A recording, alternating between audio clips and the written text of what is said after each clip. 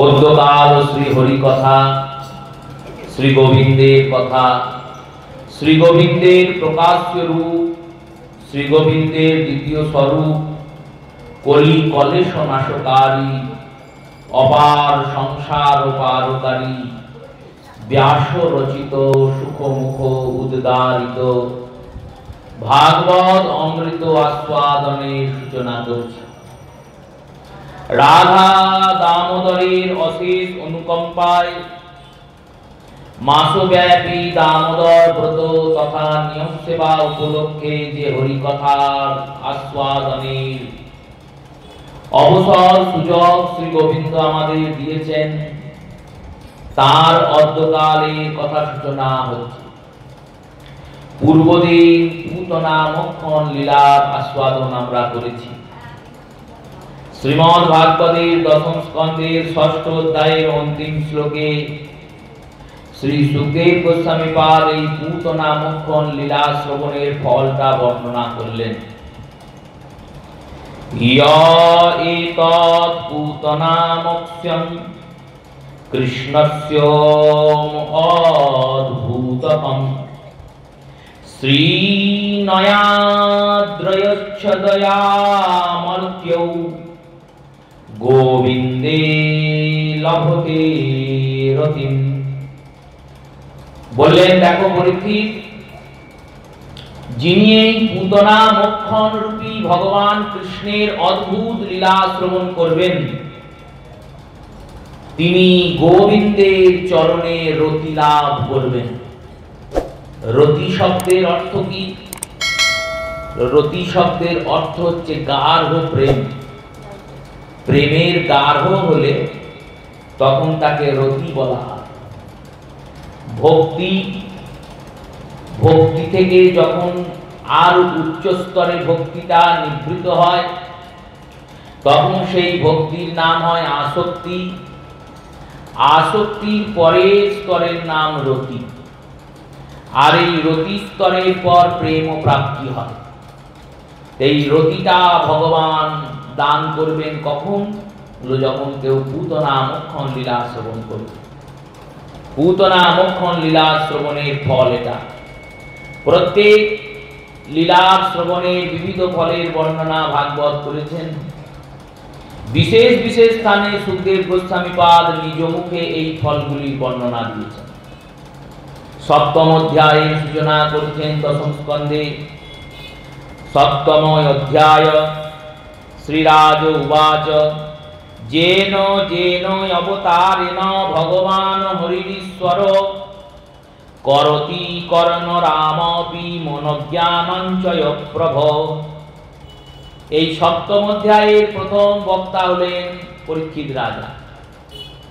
তিনি ভগবান সুখদেবকে, গুরুদেব সুখদেবকে, পরমহংস চূড়ামণিকে জিজ্ঞাসা করছেন। আবার বলছেন, প্রভু ভগবান কৃষ্ণ যেমন যেমন লীলা করেছেন, যে যে অবতার ধারণ করেছেন, যে যে লীলাগুলিকে পুষ্ট করেছেন বৃন্দাবনে, সেগুলি যেন একটাও বাদ দেবেন না। প্রত্যেকটা লীলা আমাকে বিস্তৃতভাবে শ্রবণ করান। কারণ ভগবান কৃষ্ণের জন্মলীলা আর এই পুতনা মোক্ষণ লীলা, এই দুই লীলা শ্রবণে আমি দুটো প্রাপ্তি করেছি। দুটি বস্তু প্রাপ্তি হলো। কি কি? এক তো আমি এই লীলা শ্রবণে তৃপ্তি পেলাম, কিন্তু তৃপ্তি পাওয়া সত্ত্বেও পিপাসাটা আরো বেড়ে গেল। ভগবত লীলা শ্রবণের ফল এটাই। যখন আসক্তযুক্ত, রতিযুক্ত, প্রেমী ভক্ত ভগবানের কথা শোনেন, তখন শুনে তো তৃপ্তি হয়ে যায়, কিন্তু তৃপ্তি হওয়ার পর মনে হয় যে আরেকটু শুনলে ভালো হতো, আরেকটু বললে ভালো হতো। তাই পুতনা মোক্ষণ লীলা বলেছেন। এই পুতনা মোক্ষণ লীলার পর ভগবান কি কি করলেন, কৃপা করে আমায় বলুন, সব বিস্তারে বলুন। সুখদেব গোস্বামী পাদ এই লীলার পরে বর্ণনা শুরু করলেন। বললেন, চন্দ্রকলার যেমন দিন দিন বৃদ্ধি হয়, তেমনি কৃষ্ণচন্দ্র দিনে দিনে বাড়তে থাকলেন। বাড়তে বাড়তে ভগবান কৃষ্ণের 3 মাস বয়স হল। 6 দিন বয়সে পুতনা মোক্ষণ বলেছে, এবার 3 মাস বয়স হয়েছে গোবিন্দের। আর এই 3 মাস বয়স যখন হয়েছে তখন জন্মতিথিতে মা যশোদা উৎসব করেছে।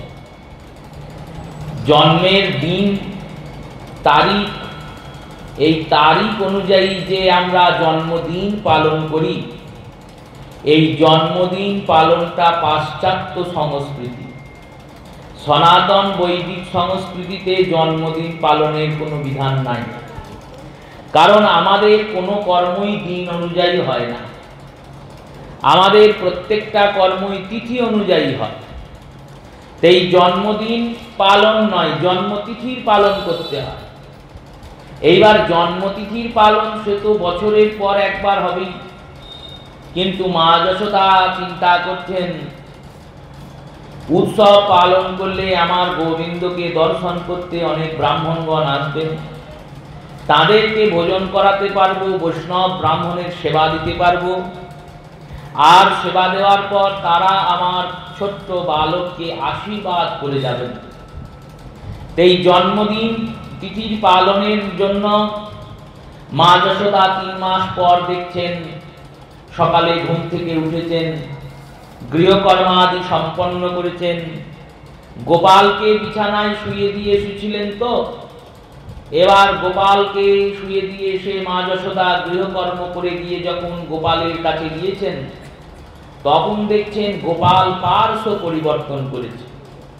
এতদিন গোপাল পাশ ফিরতে পারত না, চিত হয়েই শুয়ে থাকত, আর হাত পা ছুঁড়ে খেলা করে যেত।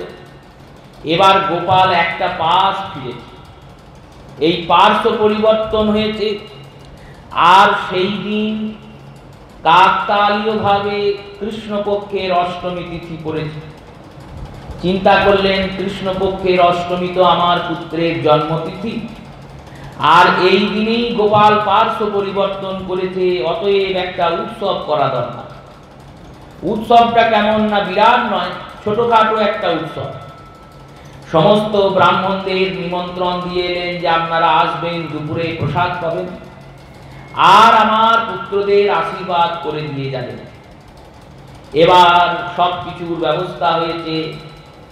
মা যশোদা গোপালের কে সুন্দর করে তৈলমর্দন করে তেল মাখিয়ে রোদে ফেলে দিয়ে, ভাদ্র মাসে কৃষ্ণ জন্মিয়েছে, 3 মাস পার হয়েছে, আশ্বিন কার্তিক অগ্রহায়ণ, এই অগ্রহায়ণে শীতের আগমন। সেই শীতের আগমনে গোপালকে ভালো করে তেল মাখিয়ে রোদে ফেলে দিয়ে স্নান করিয়েছেন। গোপালকে স্নানাদি করানোর পর ব্রাহ্মণগণ যখন এসেছেন, মা যশোদাকে দাসীরা খবর দিয়েছে ব্রাহ্মণরা এসেছেন, তাদেরকে সেবার ব্যবস্থা করুন। যশোদা মা চিন্তা করছেন গোপালকে তাহলে রাখবো কোথায়। গোপালকে রাখার জন্য বলরামকে আর কিছু সখাদের রক্তিম, দম্ভক, স্তাবক আদি যে নন্দভবনের ভৃত্য আছেন, ভৃত্য মানে চাকর, এই সমস্ত চাকরদেরকে, ভৃত্যদেরকে বলেছেন তোমরা যুবরাজকে দেখো। গোপালকে রেখেছেন কোথায় না, একটা গরুর গাড়ি ছিল, সেই গরুর গাড়ির উপরে দধি, দুগ্ধ, ঘৃত এই সমস্ত কলসিতে থরে থরে সাজানো আছে। কিন্তু গরুর গাড়িটাতে গরুর যোজনা করা হয়নি, মানে গরু লাগানো হয়নি। গাড়িটা আছে, শকট বটে, কিন্তু শকটে গোর যোজন নাই। সেই শকটে সেই গাভী গরুর গাড়ির তলায়, গরুর গাড়ির তলাতে শ্রী ভগবানের জন্য একটা কাপড় দিয়ে দোলনা তৈরি করেছে, আর দোলনা তৈরি করে সেই দোলনাতে গোবিন্দকে শুইয়ে দিয়েছে। কেন? ওই গরুর গাড়ির ভিতরে যে বেদগুলো আছে, সেই বেদগুলো দিয়ে, গরুর গাড়ির তলায় যে বেদগুলো আছে, সেই বেদগুলো দিয়ে রোদ প্রবেশ করবে, আর রোদ প্রবেশ করে সেই রোদ দিয়ে ভগবানের অঙ্গে মৃদু মৃদু রোদ আর ছায়া আগমন করবে। এই রোদ আর ছায়া যে আগমন করবে, এই চিন্তনে মা যশোদা গাভীর গরুর গাড়ির তলাতে রেখে দিয়েছে। এই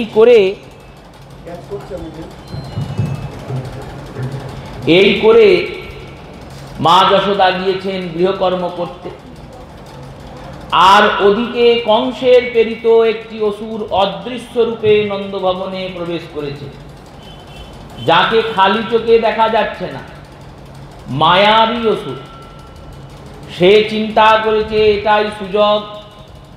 ওই গরুর গাড়ির তলাতে মা যশোদা দোলনায় করে গোপালকে শুইয়ে দিয়েছেন, আমি ওর ওপরে গিয়ে এমন চাপ প্রয়োগ করব যে গরুর গাড়িটাতে চাপা পড়ে ওই ছোট্ট কৃষ্ণ মরে যাবে। ভগবান নিজের আনন্দে হাত পা ছুটছেন আর খেলছেন দোলনায়। বলরাম দাদা ওই হামাগুড়ি দিয়ে কাছে কাছে ঘুরছেন, কারণ বলরামের তো বেশি বয়স নয়, 1 বছর বয়স। আর অন্যান্য যে সমস্ত ভৃত্যগণ আছেন তারা দূরে গল্প করছেন, কেউ দোলনাটা মাঝে মধ্যে একটু দুলিয়ে দিচ্ছেন। গোবিন্দের কিন্তু কান্নাকাটি কিছু নাই। কেন বললেন, ইনি তো প্রসন্ন বদন, সব সময় হাসেন। কখনো কখনো যদি ভক্তের সঙ্গে বিনোদন করার প্রয়োজন হয় তখন একটু করে কাঁদেন। যেই কাঁদেন মা ছুটতে ছুটতে আসে, ভগবানকে কোলে তোলেন, অমনি ভগবান চুপ করে যান। এই রকম তো ভগবানের বাল্য স্বরূপ। সেই ভগবান শ্রী গোবিন্দ তিনি মনের আনন্দে খেলা করছেন, আর ওই গো শকটের উপর অন্ধকারময় অদৃশ্যময় এক অসুর এসেছেন। পৌরাণিকগণ মহাজনগণ বলেছেন এই অসুরের নাম শকটাসুর। এর পরিচয় অন্যান্য পুরাণ দিয়েছেন। হিরণ্যাক্ষের পুত্র ইনি অদৃশ্য রূপে সর্বস্ত্র যাতায়াত করেন। কৃষ্ণচন্দ্রের কৃপাতে এনার মুক্তি হবে, এই রূপ অভিশাপ সম্পদ পেয়ে এই অদৃশ্য রূপে এই অসুর বিভিন্ন স্থানে যাতায়াত করেন, কংসের দ্বারা প্রেরিত। এবার ওই শকটের উপরে উঠে ওই অসুরটি শকট থেকে নামানোর চেষ্টা করেছে। যেই চাপ দিয়েছে সবাই দেখছে গরুর গাড়িটা আপনা আপনি নেমে যাচ্ছে। এবার গরুর গাড়ির পিছনে গোবিন্দ বাঁধা আছে, গোবিন্দের দোলনাটাও নেমে যাচ্ছে। নামতে নামতে দোলনাটা মাটিতে পড়ে গেছে। এবার মাটিতে পড়ে যাওয়ার পরেও তো গাড়িটা থামছে না, দাঁড়াচ্ছে না, আটকাচ্ছে না, গাড়িটা আরো নামছে।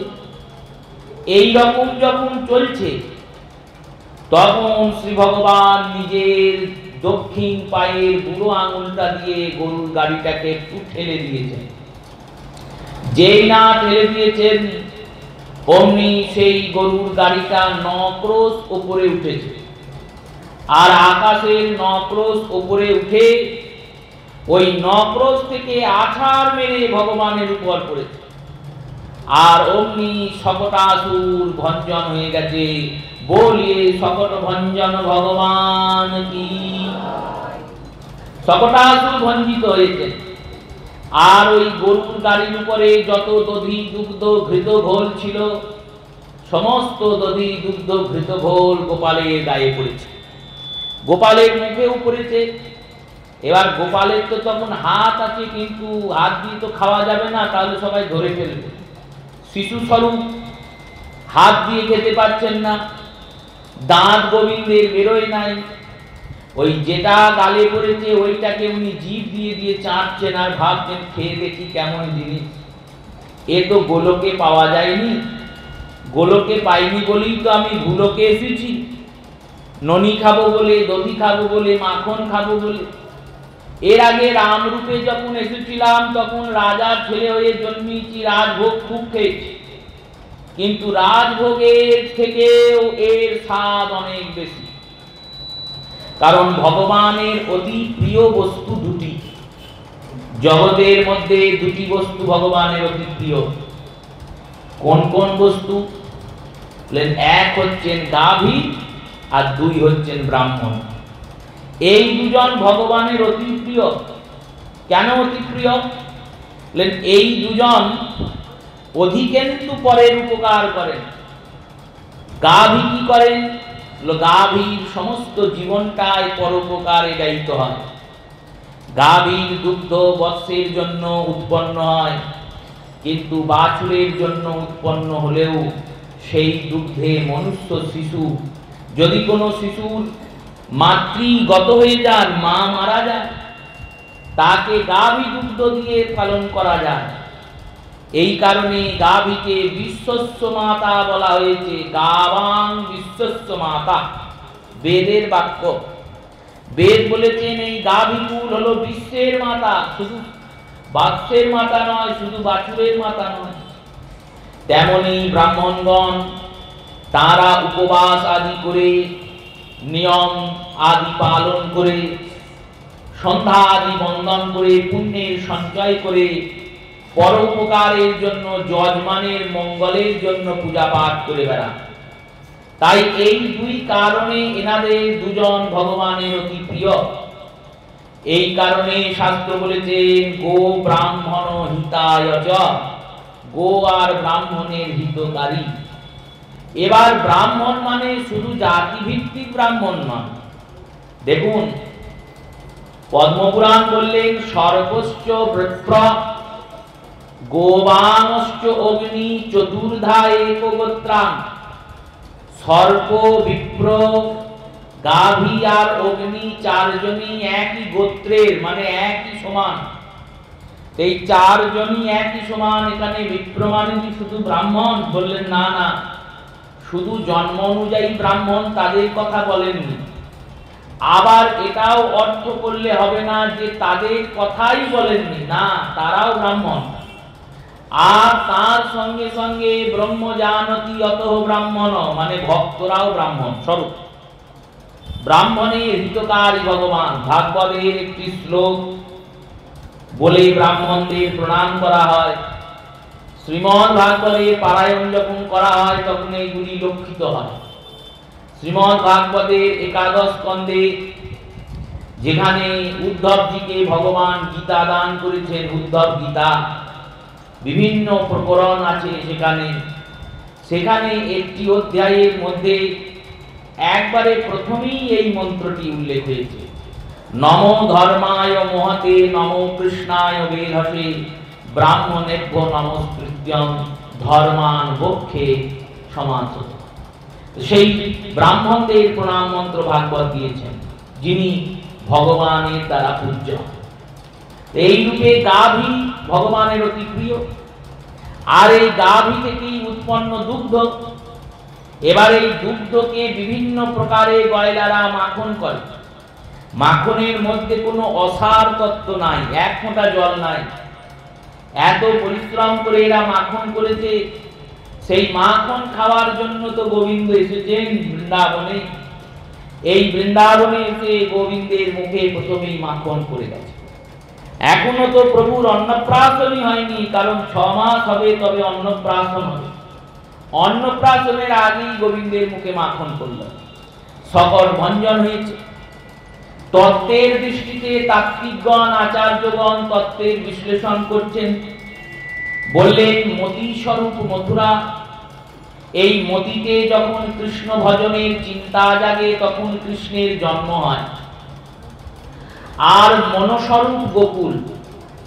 কৃষ্ণ বুদ্ধিতে জন্মালেও বুদ্ধির মধ্যে বাস করেন না, তিনি ভক্তের হৃদয় মন্দিরে, মনমন্দিরে গিয়ে অবস্থান করেন। মথুরায় জন্মান কিন্তু গোকুলে গিয়ে থাকেন। আর এই মনে যখন গিয়ে গোবিন্দ বসেন, তখন মনে গিয়ে বসার পরেই অবিদ্যারূপী পুতনার আগমন হয়। এই পুতনা হচ্ছেন অবিদ্যা। আর এই অবিদ্যা করকমের হলো, অবিদ্যা হচ্ছে 6 রকমের। রামচন্দ্র প্রথম যে অসুরকে বধ করে নিজে অসুর নিধন লীলার সূচনা করেছিলেন, তিনিও জাতিতে স্ত্রী। আর ভগবান কৃষ্ণচন্দ্র যে অসুরদের বধ করে নিজের এই অসুর অসুর বধ লীলা সূচনা করলেন, তিনিও জাতিতে স্ত্রী। রামচন্দ্র প্রথম বধ করেছেন কাকে? তারকা নামক রাক্ষসীকে। আর কৃষ্ণচন্দ্র বধ করলেন পুতনা নামক রাক্ষসীকে। এবার মিল দেখুন, তারকা রাক্ষসীও 6 ক্রোশ লম্বা, আর পুতনা রাক্ষসীও 6 ক্রোশ লম্বা। তাই এরা কি যমজ বোন ছিল যে সমান সমান উচ্চতা হলো? বললেন না না, তারকা শব্দের অর্থ অবিদ্যা, পুতনা শব্দের অর্থ অবিদ্যা। 6 প্রকারের অবিদ্যা হয় বলে এরা 6 ক্রোশ লম্বা। অবিদ্যা 6 প্রকারের। আবার পুতনা এসেওছে 6 নম্বর দিনে, 6 নম্বর দিনে পুতনার আগমন হয়েছে। এই 6টি অবিদ্যা কি? প্রথম অবিদ্যার নাম হচ্ছে মোহ, দ্বিতীয় অবিদ্যার নাম লোভ, তৃতীয় অবিদ্যার নাম মাৎসর্য, চতুর্থ অবিদ্যার নাম হচ্ছে মদ মানে অহংকার, পঞ্চম অবিদ্যার নাম কাম, আর ষষ্ঠ অবিদ্যার নাম ক্রোধ। এই ষড়ঋতুই ষড় অবিদ্যা স্বরূপ। এই ষড়ঋতু থেকে অবিদ্যার জাত হয়। এবার এই অবিদ্যা মানে বলেন, অবিদ্যা শব্দের অর্থ হলো মায়া থেকে জাত বিকার। অবিদ্যা মানে রিপু নয়, রিপু থেকে জাত বিকার। রিপু থেকে জাত বিকার কেমন? কাম থেকে জাত যে বিকারগুলো আমাদের শরীরের মধ্যে অবস্থান করছে, ক্রোধ থেকে জাত যে বিকারগুলো আমাদের শরীরে অবস্থান করছে, লোভ থেকে জাত যে বিকারগুলি আমাদের শরীরে অবস্থান করছে। বিকার বলেন, বিকার মানে কি? যেমন অগ্নি যেখানে জ্বলে সেখানে তেজ উৎপন্ন হয়েছে, আলো জ্বলছে, আর আলোর সঙ্গে সঙ্গে উত্তপ্তও হয়েছে জায়গাটা, তাপ সঞ্চার হচ্ছে। আগুনের উপরে যে ধূমটা উঠছে, প্রদীপ শিখার উপরে যে ধূমটা উঠছে, সরু কালো হচ্ছে, সেই ধূমের মধ্যে কিন্তু অগ্নি নাই, কিন্তু অগ্নির তাপটা আছে। তেমনি কাম থেকে জাত যে বিকার, তার মধ্যে কাম নাই, কিন্তু কাম থেকে উৎপন্ন তাপটা রয়েছে। আকাঙ্ক্ষাটা নাই, কিন্তু কিছুটা থেকে যাচ্ছে। ভগবানের ভজন করছি, জানি শুনি, শাস্ত্রে অধ্যয়ন করি, সাধুগণের মুখে শুনি যে ভগবানের কাছে কিছু চাইতে নাই, কিন্তু ওই ভিতরে থাকা অবিদ্যা এমন, মন্দিরে গিয়েছি ভগবানের কথা শুনতে, আর কথা শুনতে গিয়ে কথা বিশ্রাম হয়েছে, এবার বেরিয়ে যাচ্ছি, যেতে গিয়ে যেখানে জুতো খুলেছিলাম সেখানে গিয়ে আর জুতোটা পাচ্ছি, এই জুতো পাচ্ছি না। এবার গোবিন্দকে বলছি, হে গোবিন্দ, আমার জুতোটা পাইয়ে দাও। তাহলে এবার গোবিন্দ সব কাজ ছেড়ে তোমার জুতো খুঁজবে? জুতো পাইয়ে দিতে গেলে তো গোবিন্দকে খুঁজতে হবে। এই যে মনে বাসনাটা জাগলো, কেন জাগলো? এইটাই কামনা থেকে জাত বিকার। ক্রোধ আর নাই, কিন্তু কোন কোন কারণে ক্রোধ থেকে উৎপন্ন বিকার হচ্ছে। মোহ নাই, তবুও একটা মোহের হাতছানি দাঁড়িয়ে আছে। এই রকম ভাবে যে বিকারগুলো আমাদের হৃদয়ে বাস করে, এইগুলি হলো অবিদ্যা। এই অবিদ্যার নাশ করেন ভগবান। অবিদ্যা মানে মায়া, মায়া অবিদ্যার নাশ হয়। পুতনারূপী মায়া অবিদ্যার যখন নাশ হয়ে যায়, তখন ভক্ত ভগবানের আরেকটু কাছে এগিয়ে যায়। ভগবানকে প্রাপ্তি করার যে চেষ্টা, উৎকণ্ঠা, সেটা আরো বাড়ে। কেন বাড়ে? সে চিন্তা করে, আমি যে কামনাগুলো করছি, সেই কামনাগুলো তো আমাকে উন্নত করবে না, অপিতু অবনতই করবে। উন্নত করবে না, অবনতই করবে। আর এই কামনা দিয়ে আমি গোবিন্দকে পাবো না।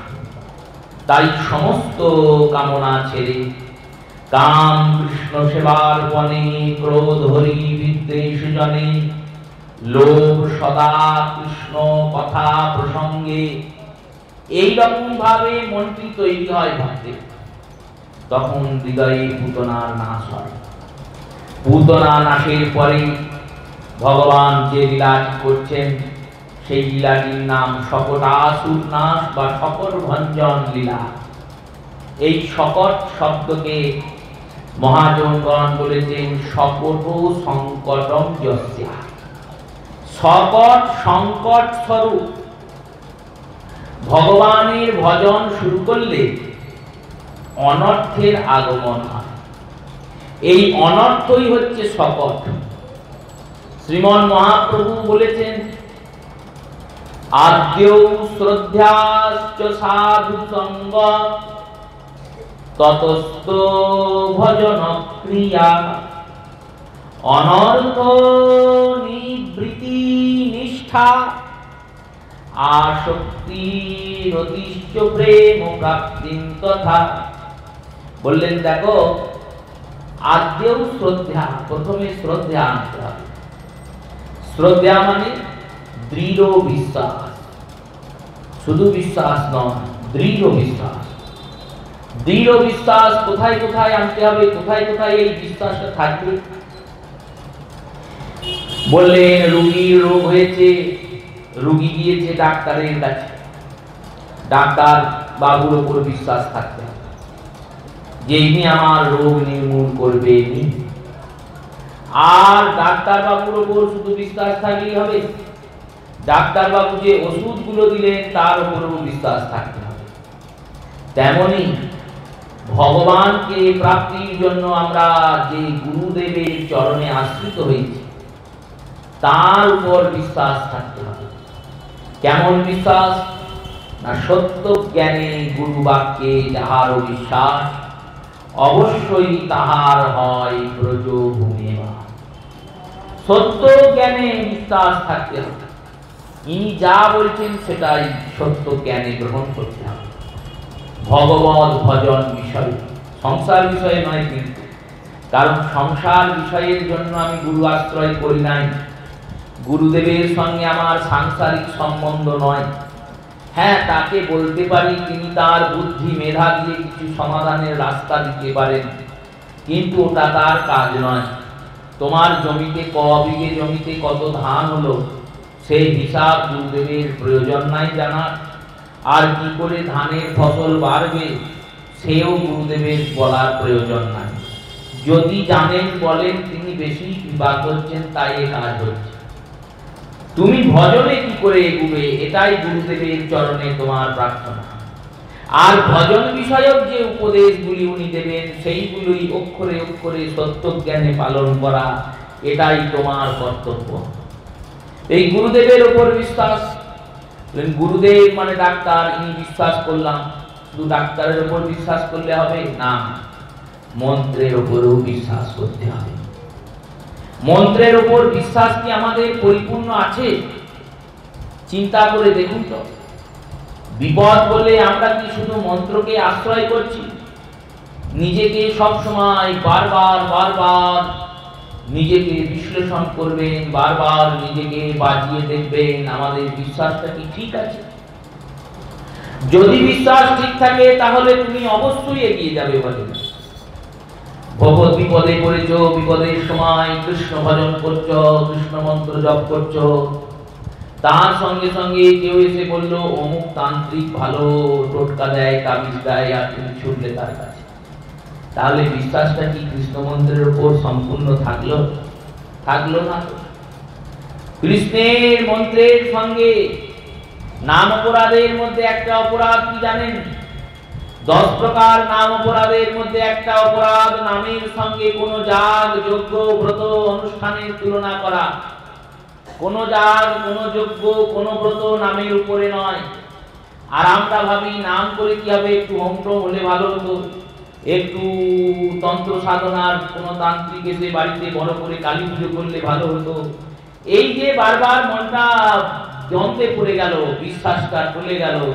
যার বিশ্বাস চলে গেল তার আর ভগবানের রাস্তায় যাওয়া হবে না। বিশ্বাসকে ঠিক রাখতে হবে। আদ্যৌ শ্রদ্ধাশ্চ সাধু সঙ্গ আর এই বিশ্বাস চিত্তে সাধুদের সঙ্গ করতে হবে। এবার সাধুদের সঙ্গ মানে সাধুদের আদর্শ ও উপদেশের সঙ্গ করা। সাধুর সঙ্গে গিয়ে বসার নাম সাধু সঙ্গ নয়। সাধুর সঙ্গে বসবাস করেই যদি সাধু সঙ্গ হতো, সাধুর জটা আছে আর জটার মধ্যে উকুন আছে, সে সারাদিন সাধুর সঙ্গেই থাকে, তাহলে সে আগে উদ্ধার পেত। কারণ জটার মধ্যে বাস করে তো সারাদিন রাত, সাধু ঘুমায় তখনও উকুনটা তার সঙ্গে ঘুমায়, যখন সাধু ঘোরাফেরা করে তখন তার সঙ্গে ঘুরে ফেরে। তাই সাধুর জটার মধ্যে বাসকারী উকুন তার কি মুক্তি হলো? হলো না। কেন? বললো সাধুর সঙ্গে বাস করে সাধু সঙ্গ হয় না। সাধুর যে আচরণ, সাধুর যে ভজন, সাধুর যে আদর্শ, সাধুর যে মত, সেটাকে অনুসরণ করতে হবে।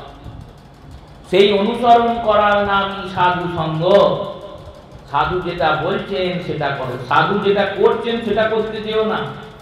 সেটা করতে গেলে তুমি বিপদে পড়বে, কারণ তিনি সাধু স্বরূপ, তিনি ভালো করতে পারেন, খারাপও করতে পারেন। তোমার যতটা ক্ষমতা ততটা তুমি পারবে, তার ক্ষমতা তোমার থেকে অনেক বেশি, তাই তো তিনি সাধু। তাই তিনি যা করছেন সেটা করতে যেও না। তিনি যদি আদেশ দেন করতে, তিনি যেটা বলছেন সেটা করো। এই সাধু সঙ্গে পরে শ্রীর নাম ভজন ক্রিয়া। ভজন ক্রিয়া মানে মন্ত্র স্মরণ, মন্ত্র জপ। এই মন্ত্র জপের যখন কেউ সূচনা করবে, তখন যে স্তরে সে পৌঁছাবে তার নাম অনর্থ নিবৃত্তি। নিবৃত্তি মানে মুক্তি। তো অনর্থ মুক্তি, মুক্তি কখন হবে? বললো যখন আগে ধরবে তবে তো ছাড়বে। অনর্থের আগমন হবে তবে তো অনর্থের নিবৃত্তি হবে। রসিকজন রসিকতা করে বলছেন ভজন শুরু করলেই অনর্থ আসবে। এই অনর্থ হচ্ছে চার প্রকারের। চার প্রকার অনর্থ কি? প্রথম অনর্থের নাম সুকৃতিজাত অনর্থ। দ্বিতীয় অনর্থের নাম দুষ্কৃতিজাত অনর্থ। তৃতীয় অনর্থের নাম অভ্যুত্ত অনর্থ। আর চতুর্থ অনর্থের নাম অপরাধজাত অনর্থ। এই চার প্রকারের অনর্থ। এবার একটি একটি করে অনর্থকে আস্বাদনের চেষ্টা করি। সুকৃতিজাত অনর্থ মানে পূর্বজন্মের এ জন্মের যে সুকৃতি মানে ভালো কাজ, পুণ্যকর্ম, এই পুণ্যকর্ম একটা অনর্থকে জন্মদান করে। কি অনর্থ জন্মদান করে? যশ আর খ্যাতির অনর্থের জন্মদান করে। পূর্বজন্মের ভালো কাজ, এ জন্মের ভালো কাজ আমাকে খুব তারে যশ দিচ্ছে আর খ্যাতি দিচ্ছে, লোকে খুব প্রশংসা করছে আর নাম করছে। এ বিরাট ভক্ত, এর মতো ভক্ত নাই, দেখো কত সুন্দর ব্যক্তি, শয়ে শয়ে লোক এসে প্রণাম করছে, আমারও খুব ভালো লাগছে, লোকে প্রণাম করছে, নাম করছে, মনটাতে ভালো লাগে। মিষ্টি যখন খাওয়া হয় ভালো লাগে। কাউকে যদি বলা হয় রসগোল্লা খাবে, সে তো খাবো শুনেই আনন্দ।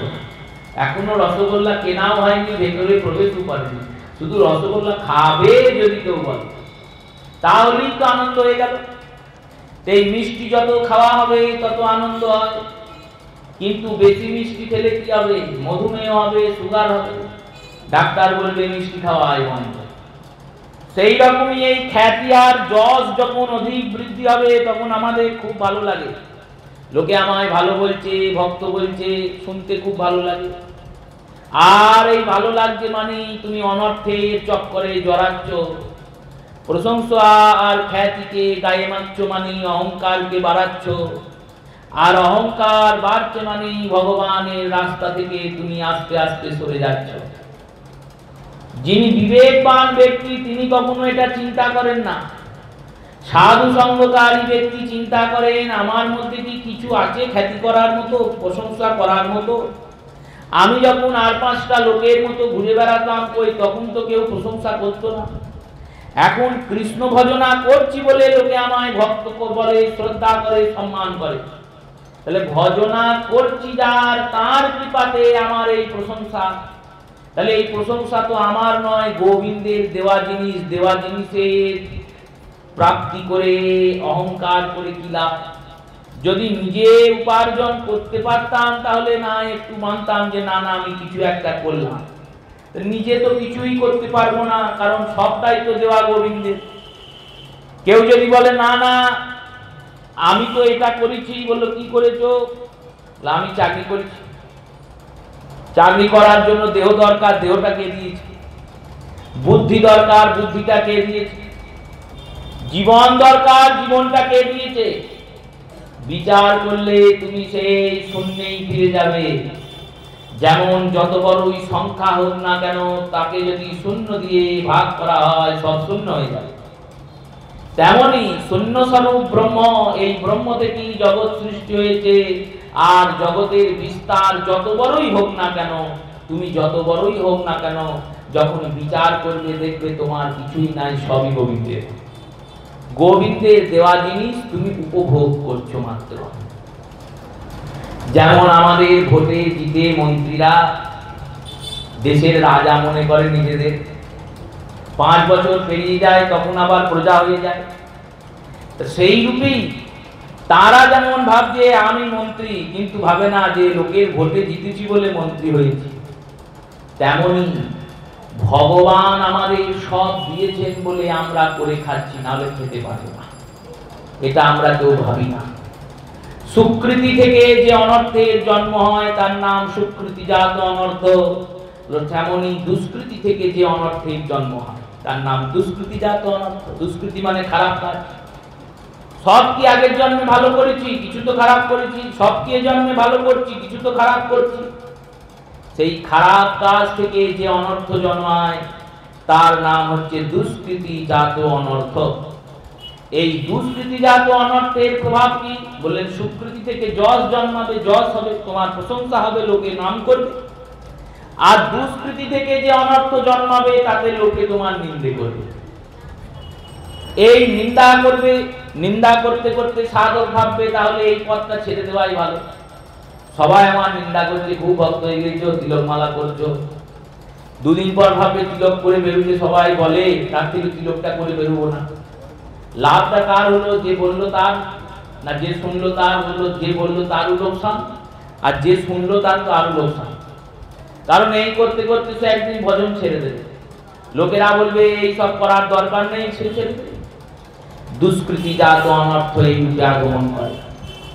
যখন দুষ্কৃতিজাত অনর্থের আগমন করে তখন সাধকের ভাবা উচিত যে এই দুষ্কৃতিতে যে আমার নিন্দা হচ্ছে এতে আমার মঙ্গলই হচ্ছে। কেন?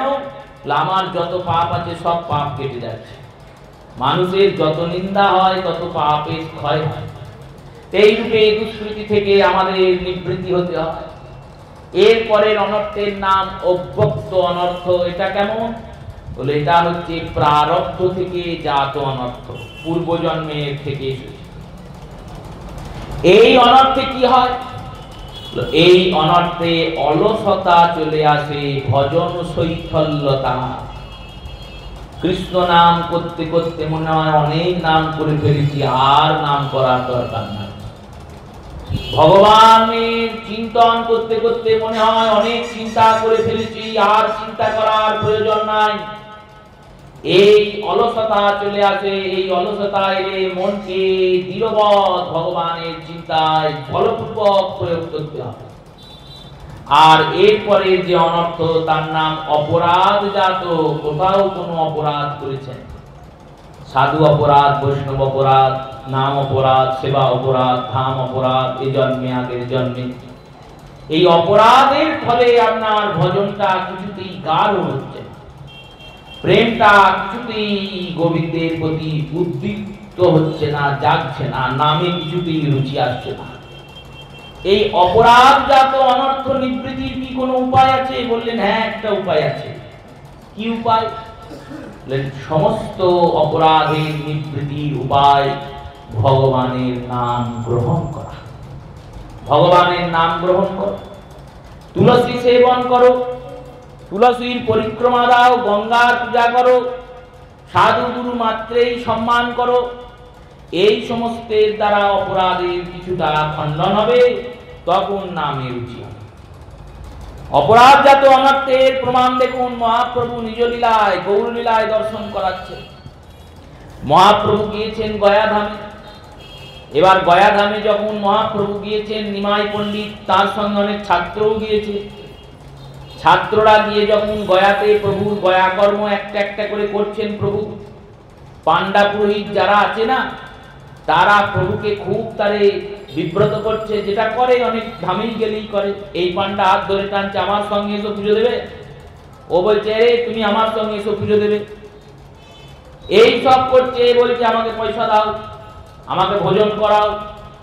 এই সব দেখে মহাপ্রভুর সঙ্গে যে ছাত্ররা ছিল তারা নিজেদের মধ্যে বলছে, এইরকম করে ব্রাহ্মণের সন্তান হয়ে, এইরকম পণ্ডিত হয়ে, পান্ডা হয়ে, এইরকম করে লোভী ব্রাহ্মণ, এত লোভ যে মানুষকে এরকম করে উৎপীড়ন করছে। এই সমস্ত কথা পান্ডাদের সম্পর্কে বলেছে। মহাপ্রভুর রাত্রের বেলায় হঠাৎ উদরে ব্যথা শুরু হয়ে গেল, পেটে চরম ব্যথা করছে, কিছুতেই পেট ব্যথা থামে না। কবিরাজ বৈদ্য ডাকা হয়েছে, তিনি পেট টিপে বললেন, তুমি বুঝতে পারছি না। ওষুধপত্র দিলেন, ওষুধপত্র কাজ করছে না। মহাপ্রভু বললেন, এক কাজ করো, ওই পান্ডা পুরোহিতদের একটু পা ধোয়ানো জল নিয়ে এসো, চরণোদক নিয়ে এসো ব্রাহ্মণদের। ওই চরণোদক পান করলে আমার এই উদর শুল চলে যাবে। নিয়ে এলেন, নিয়ে আসার পর মহাপ্রভু তা পান করলেন। ছাত্ররা বললেন, ওরা তো কিছুই জানে না। তা ওরা কিছু জানে না, সেই লোকের চরণের এত ক্ষমতা, এত তাদের তেজ। আপনার মতো বিদগ্ধ পণ্ডিত, আপনি শাস্ত্রজ্ঞ স্বয়ং ভগবান, আপনার পেটে ব্যথা কিনা ওই ব্রাহ্মণদের চরণ দক্ষে সেরে গেল। মহাপ্রভু বললেন, দেখো, এই গয়া ধামে ওদের জন্ম তো হয়েছে। এই ধামে জন্ম হয়েছে মানে পূর্বজন্মের স্বীকৃতি আছে, তাই ওরা ধামবাসী হয়ে জন্মিয়েছে। ধাম ওদের অঙ্গীকার করেছে। এবার ধামে গিয়ে যদি ধামবাসীদের কেউ নিন্দা করে তাহলেও অপরাধ হয়ে যায়। ধামবাসী একটা কুকুরেরও নিন্দা করা যাবে না, এতটা সাবধানে থাকতে হয়। আর আমরা তো নিন্দার ঝুড়ি ঝুড়ি গিয়ে জমা করে দিয়ে আসি, যে ধামেই যায় সেই ধামেই নিন্দে করে আসি। পুরী গেলেও সেখানে জগন্নাথের পান্ডাদের নিন্দা। এক মহাজন বলছেন, পান্ডারা এরকম টাকা চায় কেন জানো? কেন চায়? তোমাদের অনেক পাপ জমা আছে, সেইগুলোকে ওরা টাকার মাধ্যমে বের করে দেয়। ওদেরকে যে দানটা করবে সেই দানটা বৃথা যাবে না, কারণ ওই দানটা গোবিন্দ গ্রহণ করে। সবারই লীলা, সবারই অন্তঃকরণ, সবারই কথা, সবারই চরিত্রাবলী তো সমান নয়। রামচন্দ্রের লীলা আর কৃষ্ণচন্দ্রের লীলায় কত ভেদ দেখুন। যিনি রাম তিনি কৃষ্ণ, যিনি কৃষ্ণ তিনিই রাম, কিন্তু দুইয়ের মধ্যে কিরকম ভেদ। রামচন্দ্র কত শান্ত আর কৃষ্ণচন্দ্র কিরকম একবারে চঞ্চলের শিরোমণি। সকল আসুর এইভাবে ভঞ্জন হয়েছে। এই অনর্থই হচ্ছে সংকট, সংকটই হচ্ছে সকট, আর এই সকটকে ভগবান ভঞ্জন করেছেন। বলিয়ে ভক্তবৎসল ভগবান কি। সকটাসুর ভঞ্জনের পর মা যশোদা ছুটতে ছুটতে এসেছেন। এসে বলছেন, হ্যাঁ রে, গোপালের গায়ে এরকম করে গরুর গাড়িটা পড়লো, তোরা দেখতে পেলি না? একটা ছোট ছেলে বলছে, গোপালই তো লাথি মারলো, দিই তো গাড়িটা উড়ে গেল। আমি দেখলাম গোপাল পায়ে করে লাথি মারলো আর অমনি গাড়িটা আকাশে উড়ে গেল। মিথ্যা কথা বলার জায়গা পাস না। আমার ছোট্ট গোপাল, তার পায়ে এত জোর হয়ে গেল যে একবারে গাড়িটা উপরে উঠে গেল। ভগবান হরি গোপালকে রক্ষা করেছেন। পুনরায় গোমূত্র দিয়ে ভগবানকে স্নান করালেন। গোবরাদি দিয়ে গোবিন্দের নাম কীর্তন করতে করতে ভগবানের সর্বাঙ্গে নাম লিখে দিলেন, তিলক করে দিলেন। গোবিন্দকে নিয়ে ঘরে গেলেন। এবার এইভাবে গোবিন্দের লীলা চলছে।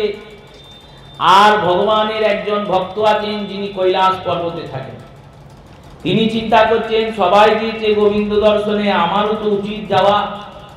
আমি একবার গিয়ে গোবিন্দকে দেখে আসি। দেবী পার্বতীকে বলছেন, শোনো দেবী, তুমি প্রত্যক্ষ রূপে ব্রজলীলায় আছো, পৌর্ণমাসী রূপে মা পার্বতী আছেন প্রত্যক্ষ রূপে, কিন্তু আমি তো প্রত্যক্ষ রূপে নাই, মহাদেব তো প্রত্যক্ষ রূপে ব্রজলীলাতে নেই, তাই আমি কৃষ্ণ সঙ্গ থেকে বঞ্চিত হব। আবার পৌর্ণমাসী তো বিধবা, সেখানে মহাদেবের আগমনের কোনো কারণই নাই, হেতুই নাই। এই প্রত্যক্ষ রূপে না থাকার জন্য মহাদেব চিন্তা করলেন আমি যাই, গিয়ে দর্শন করে চলে আসবো গোবিন্দকে। গোবিন্দের দর্শনের জন্য মহাদেব যাচ্ছেন। আর মহাদেব যখন যাচ্ছেন তখন কিভাবে যাচ্ছেন? বলল যেমন তিনি তেমনই যাচ্ছেন। যেমন তিনি তেমনই মানে গলায় সাপ পরেছেন, হাতে ত্রিশূল নিয়েছেন, অঙ্গে গোটা গায়ে ভস্ম অঙ্গ করেছেন, ছাই মেখেছেন, আর ছাই মেখে বাঘের ছাল পরে এক হাতে ডুগডুগিটা নিয়েছেন, আর ডুগডুগিটাকে বাজাতে বাজাতে আর এক হাতে ত্রিশূলটা নিয়ে মহাদেব ভগবানের কাছে চললেন। আসুন আমরা কিছুক্ষণ শিব বন্দনা করি, তারপর কথাকে অগ্রসর করা। ওম নমঃ শিবায়, ওম নমঃ শিবায়, হর হর ভোলে নমঃ শিবায়।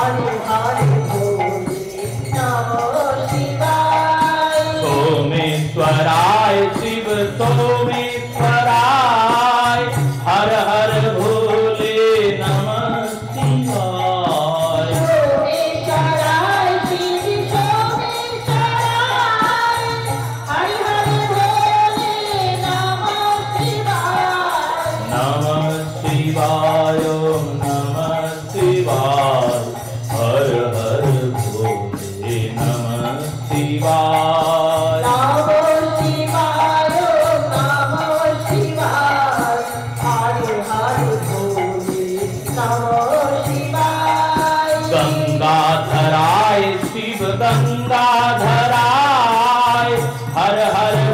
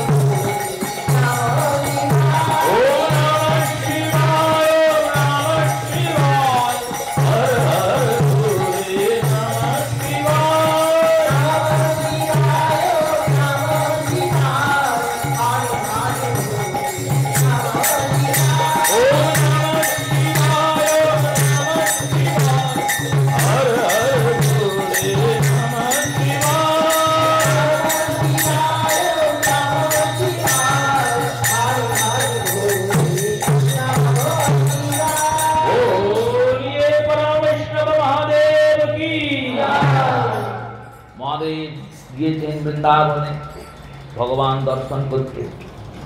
এবার ভগবান দর্শন করতে গিয়ে মা যশোদার দরজার বাইরে গিয়ে দাঁড়িয়েছেন গোকুলে। আর গোকুলে দাঁড়িয়ে মা যশোদাকে বলছেন, ভগবতী ভিক্ষাং দেহি মাতঃ, হে মা ভিক্ষা দান করো। মা যশোদা চিন্তা করেছেন কোন ভিক্ষুক এসেছেন, তিনি ডালি সাজিয়েছেন, পসরা সাজিয়েছেন ভিক্ষুকের জন্য, চাল ডাল আলু নুন তেল হবিষের সমস্ত বস্তু দক্ষিণা করি সব সাজিয়ে নিয়ে গিয়ে মহাদেবকে দিয়েছেন, নিন বাবা। মহাদেব বললেন, এই ভিক্ষা চাইতে আমি আসি নাই, এর আমার প্রয়োজন নাই।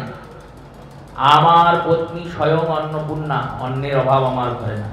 তাহলে তুমি কেন এসছো? আমি অন্য কিছু চাইতে এসেছি। কি চাইতে এসছো? তোমার সন্তান কি আছে না, তোমার যে পুত্র, তোমার যে গোপাল, ওই গোপালকে একবার আমাকে দেখিয়ে দাও। গোপালের দর্শন ভিক্ষা চাইতে এসেছি, গোপালকে একবার দেখিয়ে দাও, আমি দর্শন করে চলে যাব। দেখুন, একেতে মা যশোদার মন সব সময় গোপালের জন্য ভীত থাকে। তিনি ভাবেন, এই বুঝি আমার ছেলের বিপদ হলো, ওই বুঝি ছেলের বিপদ হলো। আর এই বিপদ চিন্তাটা তো মায়েদের স্বাভাবিক গুণধর্ম। মায়েরা সব সময় ভাবে, এই বুঝি আমার বাছার বিপদ হলো। আর সাধারণ গুণধর্মের সঙ্গে সঙ্গে গোবিন্দ যেদিন থেকে এসেছেন মায়ের কাছে, সেদিন থেকে তো একটার পর একটা বিপদ লেগেই আছে।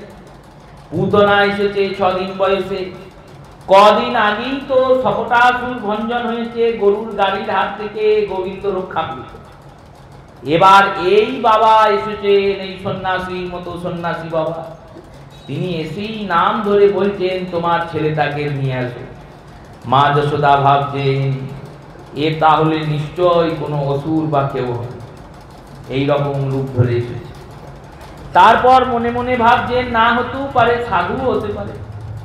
কিন্তু তার কাছেই বা আনি কি করে? গলার মধ্যে সাপ ঘুরে বেড়াচ্ছে, একটা সাপের কাছে কি করে আমার ছেলেকে দিই? ছেলেকে যদি ছোবল মারে। সন্ন্যাসী রূপী মহাদেবকে বলছেন, বাবা আপনি ওটা ছাড়া অন্য কিছু চান। মহাদেব বললেন, ওটা ছাড়া যে আমার কিছু চাওয়ার না। দর্শন করানো যাবে না? বলল না। কেন? আপনার যা রূপ ভয়ঙ্কর, এই ভয়ঙ্কর রূপ দেখলে আমার ছেলে ভয় পেয়ে যাবে, কাঁদতে লাগবে। আর শুধু একবার কাঁদবে তা নয়, ওই যতবার আপনার রূপটাকে ভাববে ততবারই কাঁদবে। মহাদেব বললেন, এই রকম রূপ তো আমার ছিল না, তোমার ছেলের চিন্তা করতে করতেই তো আমার এরকম রূপ হয়েছে। আমি তো ভালোই ছিলাম, তোমার ছেলের ভজনা করতে করতে আমি এরকম হয়ে গেছি। আমার বাহ্য জ্ঞান নাই, আমি কি করে আছি জানি না, কি খাই জানি না, দিনরাত তোমার ছেলের নাম করি। জানো, যার নাম করি সে এসেছেন সামনে, তাই তাকে দেখতেই তো এসেছি। একদিন এমন অবস্থা হয়েছে, আমি নাম করছিলাম আর আমার বাড়ির লোকেরা খোল করতাল বাজিয়ে কীর্তন করছে। কীর্তন যখন হচ্ছে তখন আমি নাচছিলাম, নাচতে নাচতে আমার বাঘের ছালটা খুলে পড়ে গেছে। আমি সেটাও জানি না, আমি ওইভাবেই নেচেছি। যার নামানন্দ শিব বসন নাহি জানে, যার রসে নাচে শিব সে নাচে আপনে। মহাপ্রভুর এই হরিবাসর কীর্তনে দাস ঠাকুর বলছেন, যার নামানন্দে শিব বসন নাহি জানে। নামের এমন আনন্দ যে শিব বসন করতেও জানেন না, ভুলে গিয়েছেন, বসন খুলে দিয়েছেন। একবার কৃপা করো, কৃপা করে তোমার সন্তানকে নিয়ে এসে দেখিয়ে দাও। আমার কাছে দিতে হবে না, ওই কোল থেকে দেখাবে, আমি দেখেই চলে যাব। আমার ভগবান, আমার প্রভু, তিনি বাল্যরূপে কত বাল্যলীলা করছেন, তার এই বাল্য স্বরূপটা দেখতে আমি এসেছি। এই কৃষ্ণের বাল্য স্বরূপ, বাৎসল্যময় কৃষ্ণের এই বাল্য স্বরূপেরই অর্চনার বিধান শাস্ত্র দিয়েছেন। রামচন্দ্রেরও বাল্য স্বরূপ হয়, কিন্তু রামচন্দ্রের বাল্য স্বরূপের সর্বত্র প্রচার বিধান নাই। গৌরচন্দ্রেরও বাল্য স্বরূপ হয়, কিন্তু গৌরচন্দ্রেরও বাল্য স্বরূপের প্রচার বিধান সব জায়গায় নাই। সব মন্দিরে গিয়ে আপনি গৌরের বাল্য রূপ, শিশু রূপ দেখতে পাবেন না। রামের শিশুরূপ দেখতে পাবেন না। রামের শিশুরূপে কেউ রামকে ভজনা করছেন এরম সাধক খুব কম। গৌরচন্দ্রকে শিশুরূপে ভজনা করছেন এরম সাধকও অনেক কম। কিন্তু গোবিন্দকে শিশুরূপে বা আলোকরূপে ভজনা করছেন এরকম সাধক ভুরি ভুরি আছে। আর গোবিন্দের এই গোপাল রূপ, নারু গোপাল, নারু হাতে গোপাল বসে আছে, এই রূপ প্রত্যেকের ঘরে ঘরে বসে আছে। কারণ ভগবানের বাল্য লীলাটাই এত সুমধুর, এই সুমধুর লীলাটার আস্বাদন অন্য অবতারে হয়নি, এত হয়নি। এই লীলার যে বৈচিত্র্যতা, মহাদেব তাই লোক সামলাতে পারেননি, স্বয়ং ভগবান এসেছেন, ভগবানকে দর্শন করতে তিনিও চলে এসেছেন। মহাদেব বলছেন আমাকে কৃপা করে দর্শন দান করুন। মা যশোদা বললেন সেটি সম্ভব নয়, আমি সব কিছু দিতে পারি যদি আপনি বলেন আমার সম্পত্তি, আমার বাড়ি, আমার ঘর, আমার রাজ্য সব লিখে দেবো, কিন্তু আমার ছেলেকে দর্শন করাবো না। মহাদেব বললেন দেখো মা, তুমি যেমন জেদ করছো, নারীদের যে জেদ তাকে নারী হট বলা হয়। হট মানে জেদ। নারীদের যেমন জেদ থাকে তেমন সাধুদেরও জেদ থাকে। সাধুরাও যদি একবার জেদ করে কিছু বলে দেয় যেটা করবো তো করেই ছাড়ে। আমি ওই কৈলাস থেকে হাঁটতে হাঁটতে এসেছি তোমার ছেলেকে দেখবো বলে, তোমার ছেলেকে না দেখে তো আমি ফিরবো না। এই বলে মহাদেব বসে পড়লেন সেখানে। মা যশোদা বললেন আমিও দেখাবো না। মহাদেব বললেন বেশ, দেখিও না, আমি এই দরজার বাইরে বসে রইলাম। তোমার ছেলে যখন একটু বড় হবে, খেলাধুলো করবে, তখন খেলতে বাইরে আসবে, তোমার ছেলেকে দেখবো আর দেখে ঝোলায় ভরে নিয়ে চলে যাবো। এই কথা যদি কেউ মাকে বলে তাকে আর কি দর্শন দেবে? তুমি তো দেখাবে না বলছো, যেই বেরিয়ে আসবে তোমার ছেলে অমনি তোমার ছেলেকে দেখে ঝোলায় করে ভরে নিয়ে চলে যাবে। মা যশোদা বললেন তাহলে আমি এই দিকের দরজাটাই বন্ধ করে দেবো, খুলবই না জীবনে। এই দরজা বন্ধ করবে, আমি অন্য দরজার বাইরে গিয়ে বসে থাকবো। তো দেখো, আমার গোয়ালে 9 লক্ষ গরু বাঁধা থাকে, যার গোয়ালটা এত বড় তার উঠোনটা কত বড় হবে? 9 লক্ষ গরু গোয়ালে বাঁধা থাকে, তার বাছুর আছে, তাহলে কত বড় গোয়াল। আর এই এত বড় যদি গোয়াল হয় তাহলে তার উঠোনটা কত বড় হবে, কারণ অত গরুর জন্য খড় লাগবে, সেই খড়ের জন্য খামার লাগবে। আমার ছেলেকে খেলার জন্য বাইরে বেরোতেই হবে না, ভেতরেই রাজভবনের ভিতরেই ও খেলা করে বড় হয়ে যাবে। বেশ, তা বড় হয়ে যাবে তখন তো বিদ্যা অর্জনের জন্য গুরুমশাইয়ের কাছে যেতে হবে, পড়াতে পাঠাবে। যখন পড়াতে পাঠাবে আমি তখন তোমার ছেলেকে নিয়ে চলে যাব, দেখবো, দেখে নিয়ে চলে যাব। মা যশোদা বললেন তুমি যদি অতদিন অপেক্ষা করো তাহলে শোনো, আমিও, তুমি যদি এতদিন অপেক্ষা করে বসে থাকো তাহলে আমিও আমার ছেলেকে পড়তে বাইরে পাঠাবো না। গয়লার ছেলে পড়ে করবে কি? তাকে তো যুবক হওয়ার পর গরু চড়াতে হবে আর দুধ বেচতে হবে। যেটুকু দুধ বেচার জন্য পড়া ওটুকু আমরা এমনি পড়িয়ে দেবো। দুধে 1 কেজি দুধে কতটা জল মেশাতে হয় আমরা দেখিয়ে শিখিয়ে দেবো। এই তো পড়া, আর তো পড়া নাই। সেই পড়া আমরা নিজেরাই ঘরে পড়িয়ে দেবো। আমাদের ছেলেকে তো আর পণ্ডিত করবো না, ছেলে তো আমাদের রাখাল হবে। রাখাল কি পণ্ডিত হয়? রাখালের জন্য পড়াশুনোর দরকার নেই, পড়তে পাঠাবো না। যদি কোনোদিন মনে হয় পড়ানোর, তাহলে আমি আমার ছেলেকে পড়তে পাঠাবো না, শিক্ষককে বাড়িতে ডেকে এনে পড়াবো। মহাদেব বললেন বেশ, তারপর তো ছেলে বড় হবে, যুবক হবে, তখন বিয়ে করতে তো যেতে হবে। সব নয় বাড়িতে হলো, বিয়েটা কি করে হবে? বিয়ে করতে যেদিন যাবে আমি সেই দিন অবধি বসে থাকবো। বিয়ে করতে বেরুলি তোমার ছেলেকে ঘপ করে ধরবো আর ধরে নিয়ে পালিয়ে যাবো। মা যশোদা বললেন দেখো, তুমি যদি অতদিন অবধি তোমার জেদ নিয়ে বসে থাকো তাহলে আমিও তোমাকে প্রতিজ্ঞা করে বলছি, শোনো, বিয়ের দিন আমার ছেলে বিয়ে করতেই যাবে না, বৌমাই বাড়িতে আসবে বিয়ে করার জন্য, ছেলেকে আমি বের করবো। এই সব তর্কাতর্কি হয়ে মা যশোদা দরজা বন্ধ করে দিয়ে বাড়িতে চলে গেল। 3 দিন 3 রাত ধরে মহাদেব দরজার বাইরে বসে আছে, দরজার বাইরে বসে আছেন আর দিন রাত কেঁদে যাচ্ছেন। মহাদেবের 3 নয়ন অশ্রু জলে বহিত হচ্ছে, প্লাবিত হচ্ছে, 3 নয়নে কান্না ঝরছে। কাঁদছেন আর বলছেন, হে গোবিন্দ, আমি কি এতটাই পাপী যে তোমার ওই এত সুন্দর রূপ দর্শন পাবো না? জগতে তোমার একটা নাম আছে করুণা সিন্ধু। যদি মনে করো যে আমি পাপী, তা পাপী হতেও পারি, পতিত পতিত হতেও পারি, কিন্তু আমি পতিত হলেও তুমি তো পতিত পাবো, তুমি তো করুণার সিন্ধু। তোমার দর্শন করার জন্যই তো আমি জগতে এই মা যশোদার দরজার বাইরে এসে বসেছি। আমি তো আর কিছু চাই না, শুধু তোমাকে একবার দেখেই চলে যাব।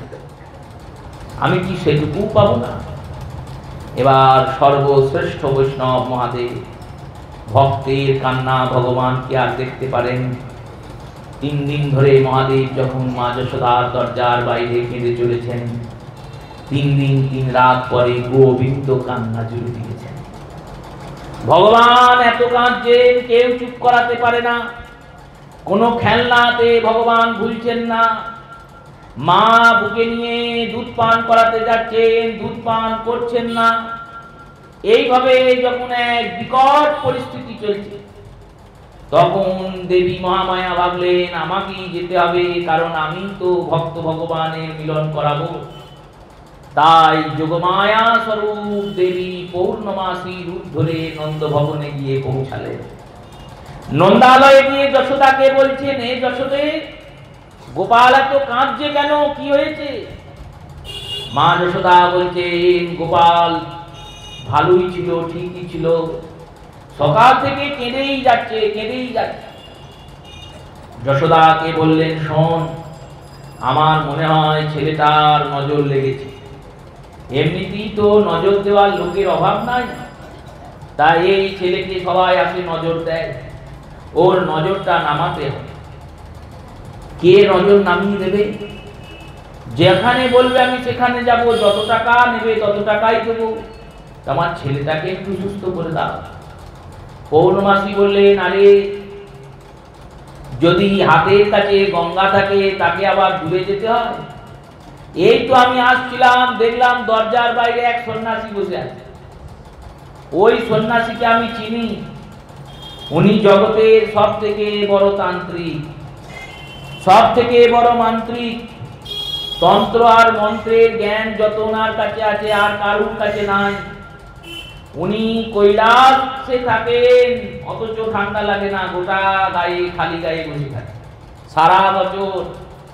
শীত গ্রীষ্ম ওনার উপর প্রভাব ফেলে না।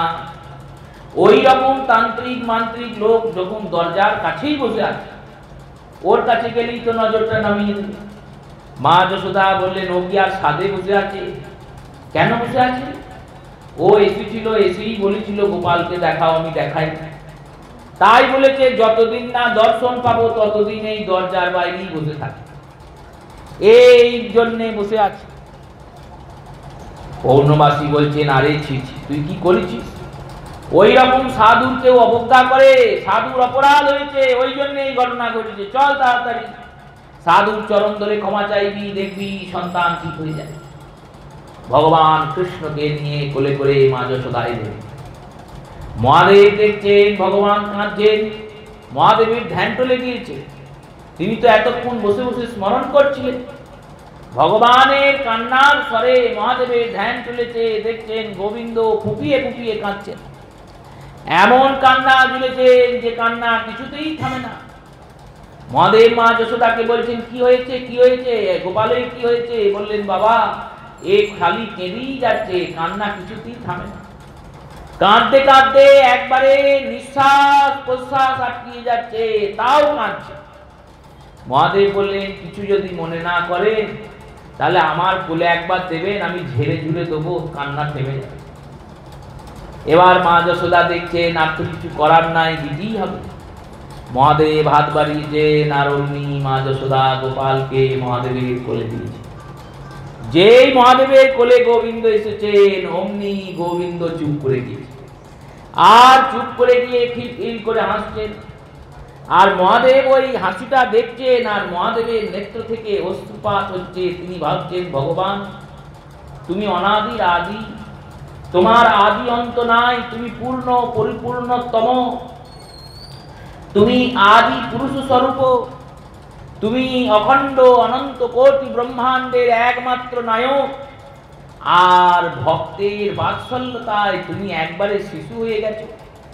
শিশু হয়ে শিশুর মতো কার্য চিন্তা করছেন, বলছেন ভগবানকে, হে প্রভু, তোমাকে আমি কত কথা শোনালাম যে আমি পাপী হতে পারি, তুমি তো পাপ উদ্ধারক, আমি পতিত হতে পারি, তুমি তো পতিত পাবক। তোমার করুণা সিন্ধু নাম, তুমি এই নামের অর্থটা, নামের মর্যাদাটা রাখছো না, কিন্তু হে গোবিন্দ, তুমি সত্যিই করুণা সিন্ধু।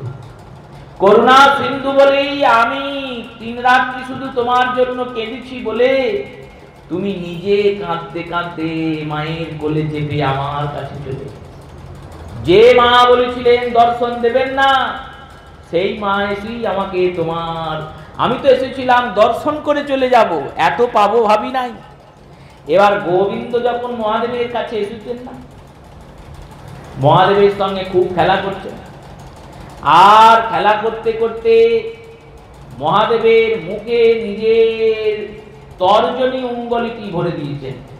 হাতের যে তর্জনী অঙ্গুলি, সেইটা মহাদেবের মুখে দিয়েছেন, আর ওই তর্জনী অঙ্গুলিতে একটুখানি মাখন লেগেছিল, ভগবানের অধরের মাখন। সেই অধরের মাখন প্রসাদ পেয়ে মহাদেব আনন্দে বিভোর হয়ে গেছে। মহাদেব বারবার ভগবানকে প্রণাম করছেন, আর পৌর্ণমাসী বলছে, দেখ, যাকে অপমান করছিলি সেই তোর ছেলেকে চুপ করিয়ে দিল, এই মহাত্মাকে পূজা কর, আর যখনই ইনি আসবেন তখনই যেন এনাকে দর্শন করিয়ে দিবি। মহাদেব সেই থেকে গোবিন্দের দর্শন করলেন। মা যশোদা বললেন, হে প্রভু, হে সন্ন্যাসী, হে বাবা ঠাকুর,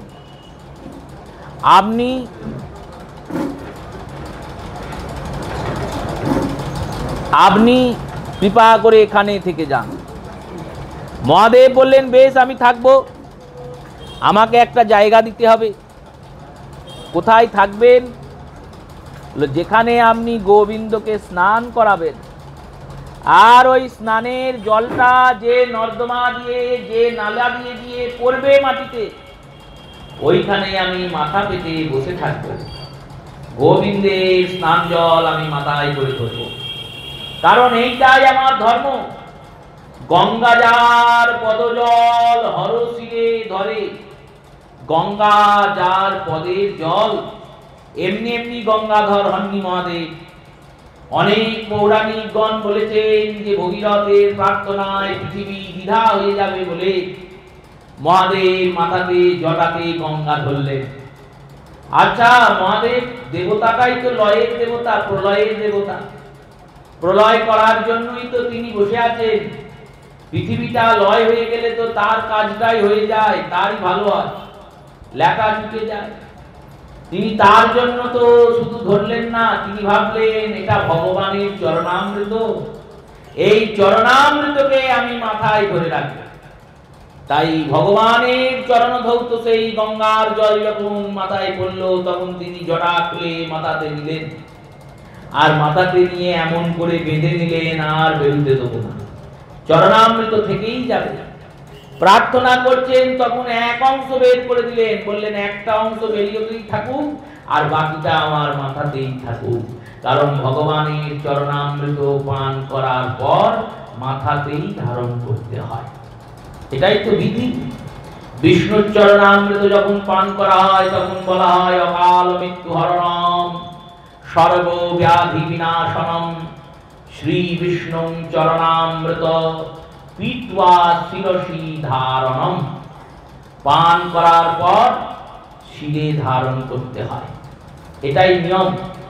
তাই শিরে ধারণ করার নিয়মটা কি তিনি জানেন না? তিনিও জানেন, তাই চিরকালের জন্য শিরে ধরে বসে আছে। গঙ্গা যার পদজল হর শিরে ধারে, এই শিবকে রূপে গিয়ে বসলেন যশোদার দরজায় গোকুলে। সেই মহাদেবের নাম হচ্ছে আশেশ্বর মহাদেব। আশা করে বসেছিলেন 3 রাত্রি কৃষ্ণ দর্শনের, সেই থেকে ওনার নাম হলো আশেশ্বর মহাদেব। বলি আশেশ্বর মহাদেব কি। এই লীলাটি ভাগবতে নেই, কিন্তু এটি একটি ভক্তরঞ্জক লীলা, অন্যান্য পুরাণে আছে। এই লীলাতে শিক্ষা দিচ্ছেন গোবিন্দ, বলছেন দেখো পুতনা সেজে গুজে এসেছিল, বাইরেটা সাজিয়ে নিয়েছিল, ভিতরে বিষ এনেছিল। সবাই পুতনাকে সম্মান করেছিল, আর আমার কাছে যখন পুতনা এসেছিল আমি চোখ বন্ধ করে নিয়েছিলাম। আর মহাদেব ভেতরটা তো গোবিন্দ প্রেমে সাজানোই, বাইরেটা তো সাজাননি, যেমন তেমনই এসেছে, যেমন থাকেন তেমনই এসেছেন। তাই এসেছেন বলে ভগবান নিজে মা যশোদার কোলে চেপে শিবের কাছে এসেছেন, শিক্ষা দিচ্ছেন ভক্তদের। বললেন দেখো দোষ সবার মধ্যে থাকবে, দোষকে ঢেকে রঙে চঙে মুড়িয়ে মুখোশ পরে আসার দরকার নাই। কপটতা দিয়ে কৃষ্ণ ভজন হয় না। তাই দাস ঠাকুর লিখছেন পঞ্চতত্ত্বের বন্দনায়, কপট খুঁটিনাটি ঘুচায়ে ভজাও শ্রীকৃষ্ণ চৈতন্য। কপটতা করার দরকার নাই। তুমি অভক্ত তো অভক্তই, তুমি কামুক তো কামুক, তুমি ক্রোধী তো ক্রোধী, লোভী তো লোভী। যে দোষই থাকুক না কেন সেই দোষ নিয়ে এসে গোবিন্দের চরণে উপস্থিত হও, গোবিন্দের ভজনে তুমি শুদ্ধ হয়ে যাবে। এটাই ভগবানের ভজনের প্রভাব। এই শকটাসুর বধের লীলার পর সুখদেব গোস্বামী পাদ বললেন, মা যশোদা গোপালকে একদিন বসে বসে দুধ পান করাচ্ছেন। এই দুধ পান করাচ্ছেন, দুধ খাওয়াতে খাওয়াতে গোপাল খুব ভারী হয়ে যাচ্ছে। মা যশোদা ভাবছে এত দুধ খেয়েছে যে এত ভারী হয়ে যাচ্ছে। কিছুক্ষণ পর আরো ভারী হতে লেগেছেন, আর ভারী হতে হতে একবারে পাথরের মতো ভারী হয়ে গেছেন, পাহাড়ের মতো ভারী। এত ভারী হয়ে গেছেন যে যশোদার কোলে ধরেই রাখতে পারেননি, মাটিতে নামিয়ে দিয়েছেন।